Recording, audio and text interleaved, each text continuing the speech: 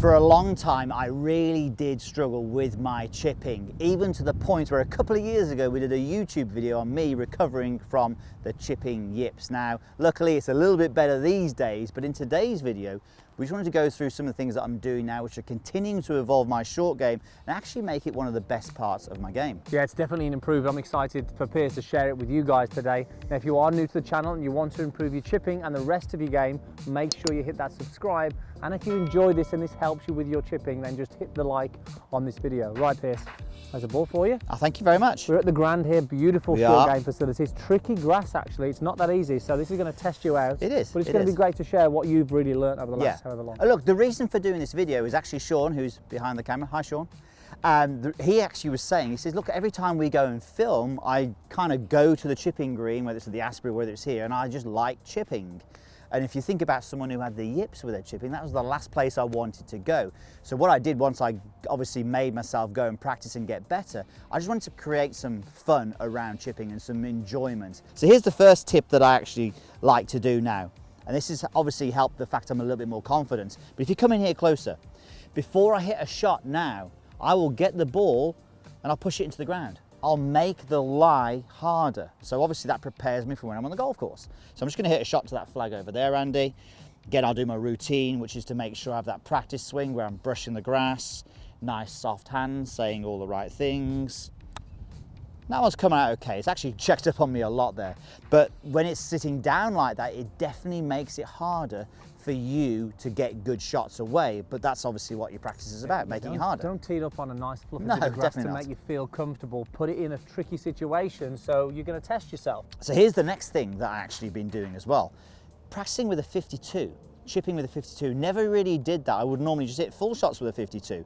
This is something I learned from him really, and also Seve Ballesteros. I'm comparing you two. Well, it's pretty close. Okay, so picking one club to chip with and trying to master that, definitely mastering that, and understanding to have different ball positions, opening the face, different shaft angles, and just messing around with the trajectories is a really good way of understanding, number one, what you can do, but number two, how to just be a little bit more consistent because you're using the same club. And I think amateur golfers generally have too much loft in their hands a lot of the time, and it makes it really hard when it goes wrong. If you're hitting a chip shot with a 60 degree and it goes wrong, it can go through the back of the green, not very nice, or it can dig in, you get that horrible duff. So this 52 is a little more forgiving even if you get it wrong there.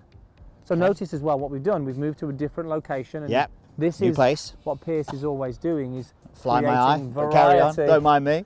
variety in the short game, because you just don't know what you're going to get. Let's get one here where the ball's a little bit maybe below the level of my stance. Again, I'm going to pop the ball into the ground there. And here's another thing. I want to get you to go to this first flag here, by the way. Can I go to that one later, please? No.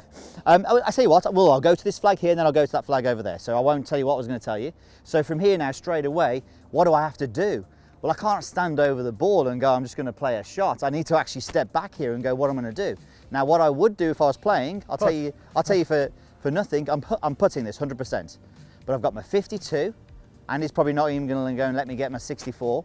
So all I'm going to do with this one is I'm going to put the ball back in the stance, and I'm going to bump it into the bank. And it's okay when you're looking at these low ones, even if you thin this one a little bit, it's actually okay because it goes low and it runs a lot. That's what we want it to do. The beauty of this now, look, he's using his brain, he's using his imagination, he's thinking, which is the learning as well. You might get yourself in one of these scenarios, and if you've practiced it and you're faced with it, you can just produce a lovely shot like that, and it's so much easier. If you put yourself in a tricky situation, then it's so much easier. Right, let's go ball above the feet now. Ball above the feet, getting it stick on there might be tricky. Give me a bad line as well. I don't mind. That's not great. Okay, so again from there, ball above, all I need to do here is I just need to stand a little bit further away from the slope, so I'm standing a little bit taller, choking down the club. But I'm going to go through the next thing. I've not really tried this off a ball above, but the next thing I've done, which makes sense to me, is I've moved the ball further forward in my stance, or at least experimenting with this for the moment. I'm not totally tested it yet, but moving the ball further forward in the stance. Now the reason we do that, think about the driver. The further forward you put the driver, the shallower that you're hitting the shot, the less down you're hitting on the golf ball. You put the golf ball well back in the stance, you're going to be hitting down a lot. I don't want the club going down into the ground too much. If it goes down too much into the ground, it's going to stop quickly. Now, for all of you who think that you're decelerating on your chip shots, by the way, you're not decelerating, the club is because it's hitting the ground. What's actually probably happening is you're trying to accelerate to stop the decel, and that's when you're hitting the ground, and we don't want that. So brushing the ground, that's what I'm going to get from moving the ball further forward in the stance. I'm going to have to aim a little bit right. There's right to left slope here, Andy. You know what I haven't done? I haven't stepped back. Okay.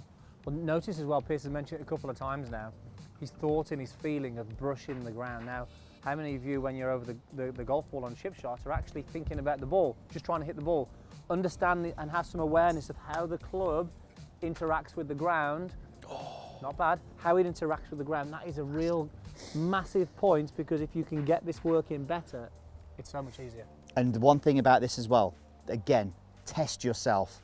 Make sure the lies are bad, make sure we've got some different things here. Now, John Rahm, Xander Schauffele, they come and practice their short game. Charlie Hoffman was chipping there just the other day. Tiger Woods, when he was getting over the yips, he came here because this is tough. And this is what you need to do. And by the way, if we did this video 4 years ago, it would have been really entertaining for you. It would have been I'd have very been funny. in tears probably. Very funny. Right, where am I going now? This one? Straight downhill. This one here, yeah, okay. Downhill. Yeah. So what I would do on a shot like this, because it's really bare, I'd want to actually get the club a lot more upright. So actually standing a lot more vertical with the club there. So and it almost feels like a putt when I'm doing this. I'll experiment with the ball a little bit further forward. So you can see he's set up, his arms look like a putt. There's no real wrists going on here. It's just sort of little chip, putt almost just down the slope. Oh, a little bit thin that one, Andy. That's okay though. That wasn't You did so that good. with a 60 and you're in trouble, but because Yeah. it's a 52, it's not so bad. Okay, but yeah, again, you can see again, lots of variety every time we play a shot. I haven't played one shot to the same flag from the same place. Let's go over here. Should we play another couple over here, Let's maybe? do one here. Okay, I'm choosing your lies now. I'm making it harder for you, so we'll go for the bare one there. Oh, lovely. Which one? Let's go this one. Oh, lovely. Okay. Go this one. Putter, please. So again, look at this one here. So I think on a shot like this, what I have to do is I have to walk out here and I have to look at what I'm going to be chipping over. And by the way, look, how much am I really thinking about technique on these shots? I'm explaining a little bit what I'm doing, but I'm not really thinking too much. I'm using the shot to dictate how I'm going to approach the shot, and it's going to evolve the technique effectively. So I almost want to feel, I think I need to land this short here, which is not that easy. Short and left, but yeah, imagination comes into it. If he gets this within a flag length, it's a great shot, by the way. So here's your. Can I just put it with my wedge like this? If you want to. No, I'm going to go in and play it properly. Okay, so a little bit of a bump down left. It's only going to have to go a couple of feet in front of me almost. So Pierce is picturing the shot as he's doing this. He's feeling the club still sort of brush the grass, and then trying to replay that. Too really hard, nice. too hard. But look how speedy that was. Uphill putt, that's okay. That's what you obviously planned for. Obviously playing for uphill putt. Look, that was actually a pretty good shot. I don't think you need to do any more, but it's good to see the progress. He was struggling a while ago, big changes there, and he's a lot more comfortable in doing that. But look how we've just spent that time. Yeah. That is Very what different. you can learn, and that's what you can do to become a better chipper. And just to let you know, we have just launched our brand new app. It's got loads of great features in it, which are all designed to make you better at golf. So click the link down below, check it out, and let us know what you think. And we'll see you soon. Cheers, guys.